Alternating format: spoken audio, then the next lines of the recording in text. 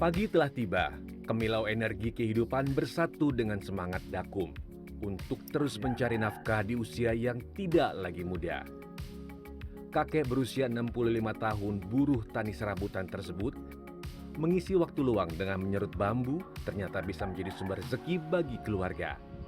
Bahkan dari tusuk sate tersebut, lansia warga desa Kerajaan ini mampu membantu biaya sekolah Clarissa, sang cucu kesayangan yang duduk di kelas 1 SD Negeri Sido Mulyo.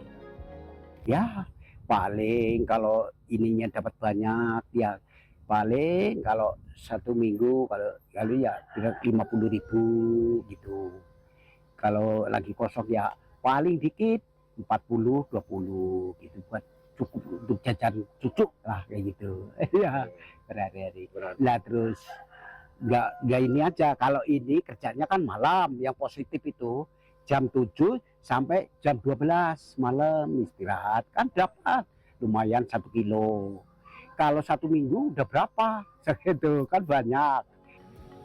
Kaki Dakum tidak sendiri. Dengan bergotong royong bersama rekan lansia lainnya, mereka mencari bambu sebagai bahan tusuk sate.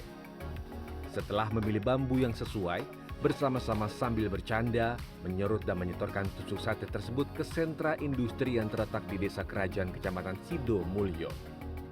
Tusuk sate produksi para lansia tersebut dihargai Rp7 hingga Rp7.500 per kilogram apabila bahan bambu disediakan sentra industri. Namun jika bahan dari perajin sendiri, tusuk sate per kilogram bisa dihargai Rp8 hingga Rp10.000 tergantung kualitas bambu. Kalau lansia ini kan sebenarnya dia hari-harinya nggak punya aktivitas ya, kerja bangunan nggak bisa, kerja fisik sudah tidak kuat. Mereka keterlibatannya bikin tusuk sate ini ya dengan olahraga nyerut. Itu kan olahraga itu, nyerut satu-satu itu yang seperti diperagakan itu kan. Nah itu kenapa lansia?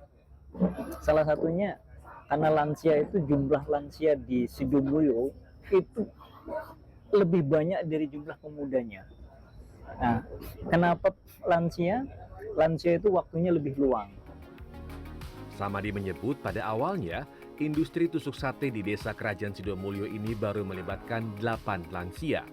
Seiring dengan meningkatnya permintaan pada tahun 2022 lalu, paguyuban ini mampu memberdayakan 1.300 lebih lansia.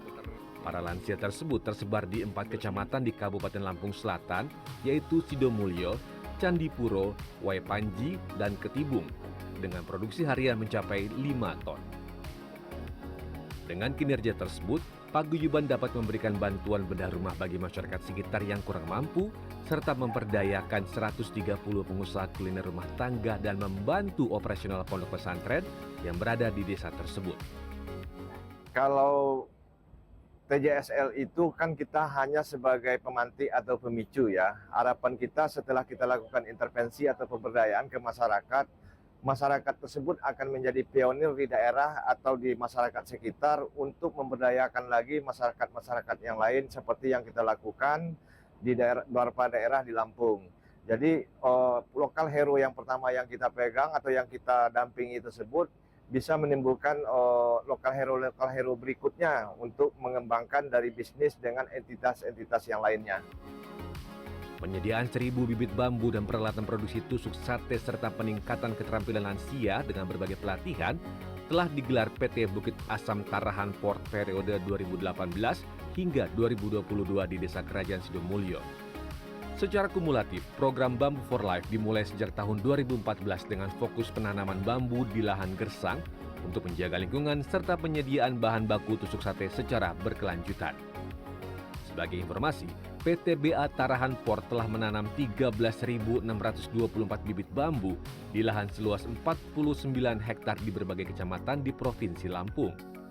Pohon bambu yang ditanam tersebut diharapkan mampu menyerap 3.509 ton karbon dioksida ekuivalen per tahun. Agung Happy, Lampung Selatan, Lampung.